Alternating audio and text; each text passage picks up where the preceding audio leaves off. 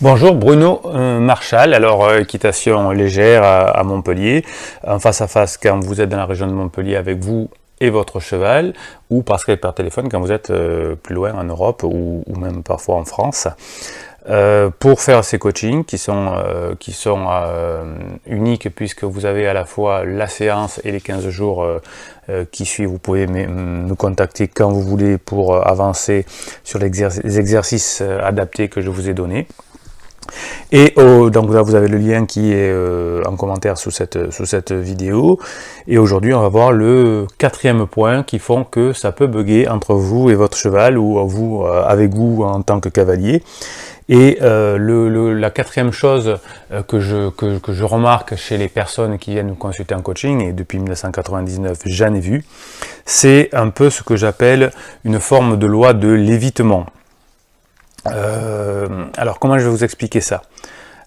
Plus il y a quelque chose qui va mettre en danger votre identité de cavalier ou d'individu en général, c'est-à-dire que on vous a créé une carapace, on vous a dit des choses, vous avez appris dans vos galops des choses, donc quand je vais vous dire ou quand vous allez ressentir quelque chose qui va mettre en danger votre identité de cavalier, vous allez vous efforcer à l'éviter. Vous allez vous efforcer à éviter cette souffrance-là. Alors, je vais vous décrypter ce que je suis en train de vous dire. Plus quelque chose va menacer de modifier l'image que vous avez de vous, l'appréciation que vous avez de vous-même, d'ailleurs qu'elle soit positive ou négative, que ce soit quelque chose dans laquelle vous estimez ou pas, qui soit à la hauteur de vos aspirations ou pas, plus j'ai remarqué que vous alliez chercher à contourner ces quelque chose. Donc en coaching, qu'est-ce que je vais faire? Je vais vous remettre face à ce roc, face à cette difficulté, et je vais vous apprendre à plus la contourner, à la faire dynamiter. Parfois ça peut être effectivement ce côté moi j'ai peur de rien, ben non, si vous détendez ça va mieux se passer. Moi on m'a dit que de toute façon j'étais nerveux, de toute façon je ne laisse pas faire, eh bien oui mais si tu ne laisses pas faire, le cheval va faire ce qu'il veut de toi, etc. etc. Donc on essaye de travailler en coaching sur ce roc qui est au milieu de vous. Alors pourquoi les autres coachs le font pas, j'en sais rien. En tout cas pas en équitation parce qu'on n'est pas formé pour, mais il faut pas on accepte que vous contourniez ce qui vous fait peur. C'est à la fois une bonne nouvelle, une mauvaise nouvelle que je vous donne. Vos problèmes n'ont rien d'extraordinaire. Vos problèmes n'ont rien d'extraordinaire. C'est pourquoi je vais vous apprendre à lâcher prise et de vous libérer de ce problème-là. Alors je vais vous donner bien évidemment pendant le coaching toutes les solutions qui sont adaptées à vous et à votre cheval, mais il va falloir que vous y alliez. Et quand on accepte d'y aller, quand on accepte de modifier l'image que l'on a de soi, eh bien on voit que magnifiquement la relation avec son cheval change presque instantanément. Alors cette loi de l'évitement, telle que je l'appelle, va faire qu'on va repousser toujours nos projets, qu'on va repousser notre façon de faire, qu'on va dire je ne vais aller que vers l'équitation strictement légère, l'équitation éthologique, tout ce que vous voulez, que lorsque je vais être au bout de ma vie, entre guillemets, lorsque j'aurai tout essayé. Alors c'est pour ça que par exemple on fait appel à moi pour embarquer un cheval dans un van quand on a fait venir plusieurs professionnels qui ont échoué.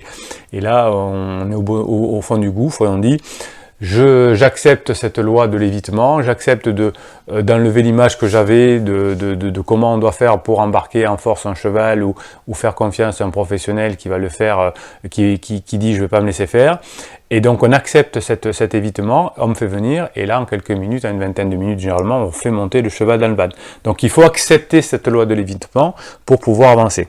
Donc soyez bien conscient de cela. Tout ce qui pourra menacer votre ego vont vous freiner dans votre vie. Donc par exemple, si on vous a expliqué qu'il ne faut pas laisser faire avec le cheval, par exemple, si vous le laissez gagner, eh bien c'est fini. Ça c'est des choses que l'on a souvent entendues. Moi je vais plus loin, je dis on ne demande pas un cheval tant qu'on n'est pas sûr de l'obtenir. C'est un peu la méthode des stratèges chinois qui ne livrent bataille que quand ils sont sûrs de la gagner.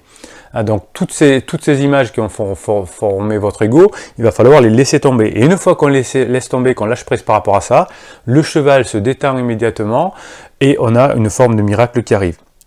Donc tout ce qui menace votre ego vont freiner votre vie.